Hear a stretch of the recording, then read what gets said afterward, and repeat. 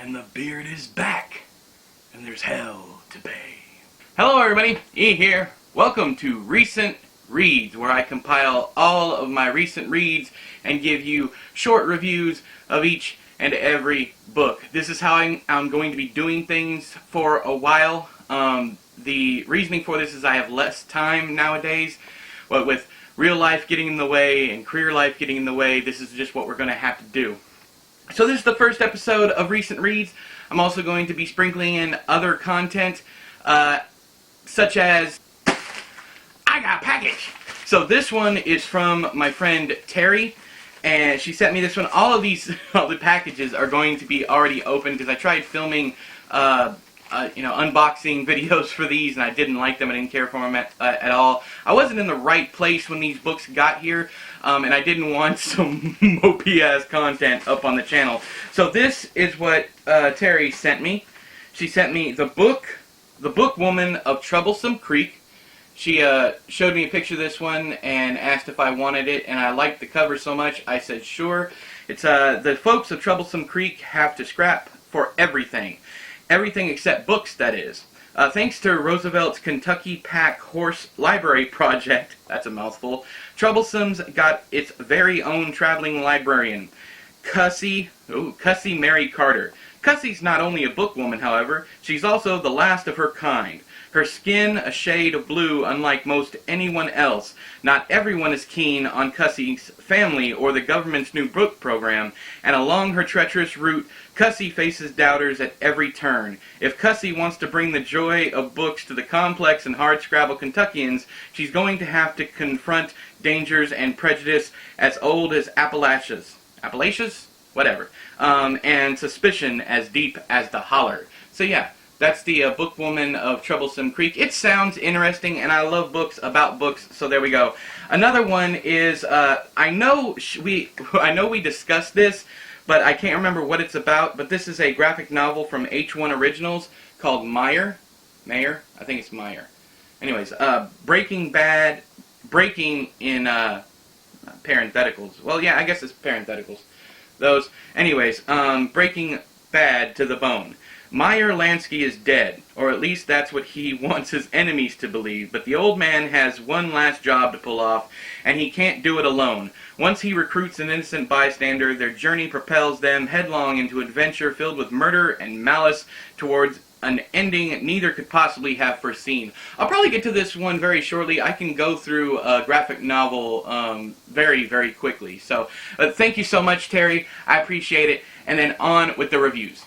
Okay, first we're going to go with a did not finish, a DNF, which was Adrian McKinty's The Chain. This book was absolutely terrible. If you follow me on Goodreads, you will see my updates. The story is not bad. It's predictable. It's not even what I'd call convoluted. It's just very basic. Pretty much what you think will happen happens. It reminds me of a movie, not Cell, but it was something about a cell phone. It's kind of like Speed, but the dude had to stay on the cell phone. If you know what I'm talking about, leave the name of the movie down there in the doobly-doo. But yeah, so this one I absolutely hated. I got 100 pages into it, and before anybody cries, you didn't finish it. First off, I saw everything that was coming as it was coming, but the biggest problem here is the writing. The writing is really, really dumb. There's some metaphors and similes in here that don't work whatsoever. I'm not entirely sure how this one got published. So maybe if I come across an ebook on Scribd that I can get for free, I might finish it just to see how the story pans out, if it actually goes where I think it's going to go. But yeah, I didn't like this one at all. Have you read The Chain? Let me know down there in the doobly-doo whether you liked it, whether you didn't like it. Let me know why you didn't like it or why you liked it in depth. Next up, we have The Room by Jonas Carlson. He's a Swedish writer, but he's also... let me read you his biography. Jonas Carlson has performed on Sweden's premier stage and in acclaimed feature films and TV series. His playwriting debut, Nocturnal Walk, received rave reviews. Spurred by the joy for the stage, Carlson began writing fiction. This book is about as follows. Brilliant, incisive, and hilarious. I agree with all of those things. International bestseller Jonas Carlson's The Room is a pitch-perfect take on corporate culture, starring the delightfully odd Bjorn. Let's take a second. Let me get some words out. Let me go ahead and try to talk without stumbling, or read without stumbling all over myself. It's been a hectic time in my real life, and I'm just now starting to get back into it by going back to NaNoWriMo, getting my words in. I was 8,000 words behind. Now I'm 5,000 words ahead. So it's going very, very well. If you guys are participating in Nano, let me know how you're doing down there in the doobly-doo. Okay, so surrounded by intolerable co-workers in his open-plan office, Bjorn is thrilled to discover a small secret room where he can work in the civilized manner he deserves. Bjorn's efficiency yields exemplary results, but his bizarre behavior outside the room may drive his colleagues to a point of no return. Now, there's more to the description, but it's more like shot through with tremendous wit. I agree with all that. This is a very smart book, but it's also hilarious. I have never worked in an office setting, and I tend to not like books about office settings or even movies. Office Space is the one outlier there. I love that movie. But as far as like shows like The Office, I can't stand that. I do kind of like the Ricky Gervais, the original version, but I stopped watching that after like one season. I think it only lasted, what, 2 or 3? I'm not sure. But I hate Steve Carell, and thus I hated the Office as it was. Now Ryan, whatever his name is, John Krasinski, the rest of the cast is fine. I just never got into it.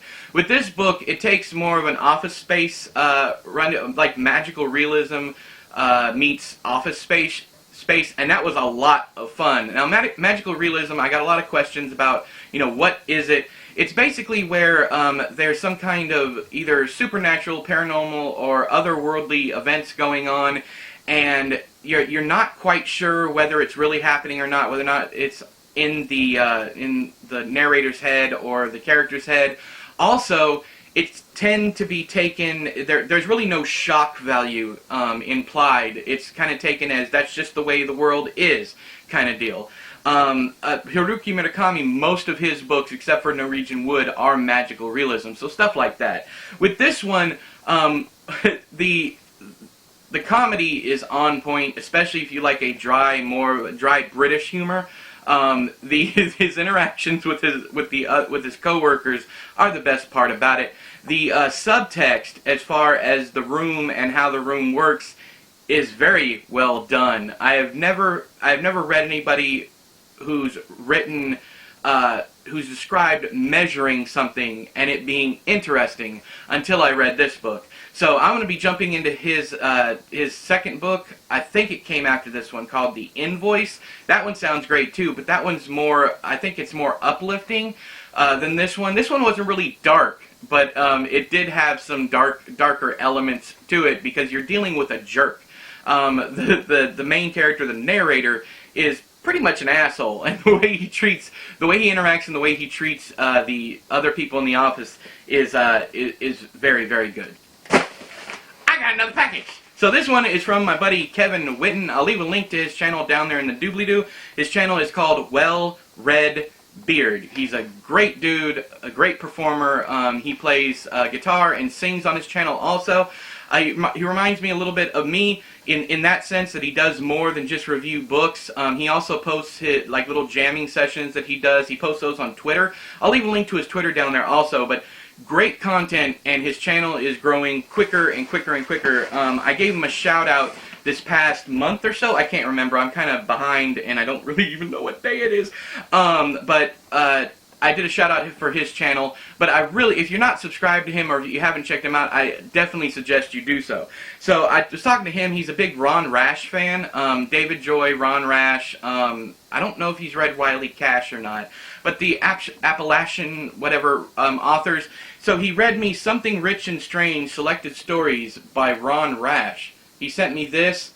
I'm going to go ahead and read the back of it. No one captures the complexities of Appalachia, a rugged, brutal landscape of exquisite beauty, as evocatively and indelibly as author and poet Ron Rash. Rash brilliantly illuminates the tensions between the traditional and the modern, the old and new South, tenderness and violence, man and nature. Though his focus is regional, the themes of Rash's work are universal, striking an emotional chord that resonates deep within our lives. Something Rich and Strange showcases his this acclaimed master's artistry and craftsmanship in 32 stories culled from his previously published collections, and 2 available for the first time in book form. I'm going to stop there. It's just basically talking about how good the book is. But yeah, so this is Collected Stories. I'm excited to jump into this one since they're short stories. I'll probably get to it relatively soon. Slide this over. Next up, he sent me, I hope I get this right, Affrilacha by Frank X. Walker. It looks like African American Appalachia stories, or it's a book. I can't. The poems. It's poems. Now I'm not a huge poetry fan, but I'll give this one a look. It says the poems of Affrilacha are funny and sad, tragic and hopeful, angry and determined, and as filled with generosity and love as poetry by any American writer in a generation. This book is powerful and beautiful. It is honest and true. Affrilacha is the most necessary book by a Kentucky writer to be published in many years. I think Kevin's also from Kentucky. Kevin, if I'm wrong, holler at me down there in the doobly-doo. But that blurb is from Gurney Norman. So yeah, Affrilacha. I hope I'm pronouncing that right. And then finally, he sent me a book that I have had my eyes on for a while. If I'm completely honest, the price tag has scared me off. It's $20 in paperback from Journalstone Press. Yeah, Journalstone Press. It's $19.95. I don't really care too much about the length of a book, but it's 313 pages. But it's Whispers in the Dark by Laurel Hightower. I have had interactions with Laurel on Twitter. We're not friends or anything, but we have had interactions back and forth, chat and joke and whatnot. She's an acquaintance. So I've been looking at her books. I just haven't had a chance to read anything from her because $20 is a lot for me to try a new author. So this is what the book is about. Rose McFarland is a trained killer, a Memphis SWAT sniper with a secret. Ooh, that sounds cool. Nothing about this cover says Memphis SWAT sniper. But anyways, her team knows about the burn scars that lurk under her clothes, a legacy of the house fire that killed her father and brother 16 years before. Her supervisors know that she spent 2 years in a rehabilitative facility, healing and learning to cope with the emotional trauma of the fire. But no one knows about the visions that drove her there, angry spirits that consumed her childhood, alienated her from her family, and made her doubt her own sanity. The Whispers. When Charlie Akers, whatever, a half-brother she never knew, ends up on the wrong side of Rose's rifle, she unwittingly sets off a chain of events that puts her family in the middle of increasingly dangerous paranormal visitations. Oh, that's cool. So supernatural stuff. That's what I would expect with that cover. That's a really cool cover, by the way. Charlie won't stay dead. And soon ghosts from Rose's past are creeping back into her life. People she's killed in the line of duty, family she thought long buried, every one of them under the influence of Rose's greatest fear, the Whispers themselves. As the walls between our world and the world of the dead grow thin, Rose will have to face her old nightmares to stop the Whispers from breaking free.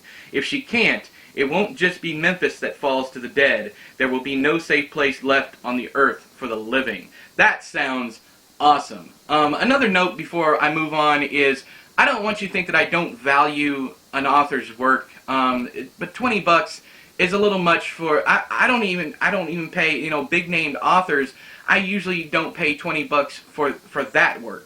So I mean, it's just something I'm a stickler about, trying out someone new. Even though it comes highly recommended, I'm still kind of iffy about that thing because of my book budget every month. So Kevin, thank you so much for sending me these books, gifting me these books. I really do appreciate it because I probably never would have got to this otherwise. And finally, we are talking about the 4th John Connolly book, The Winter Road. This one is exceptional. Charlie Parker, many things have changed. This book goes places.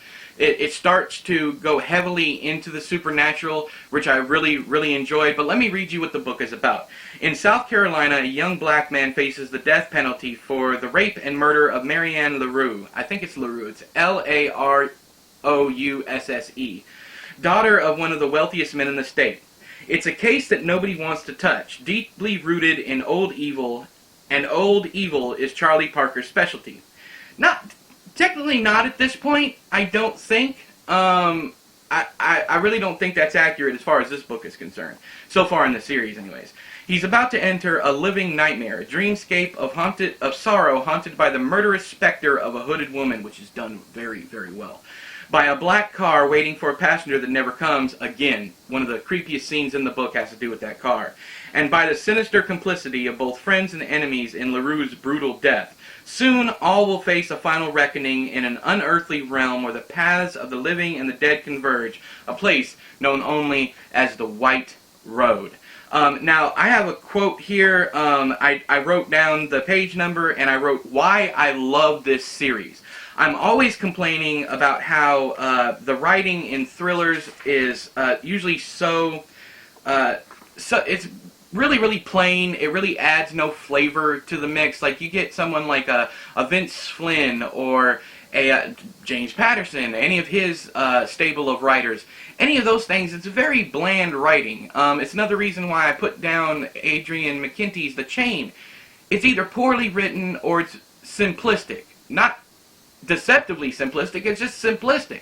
Because they're there to get across the story and really nothing else. It's the popcorn movie version of books, the equivalency of books.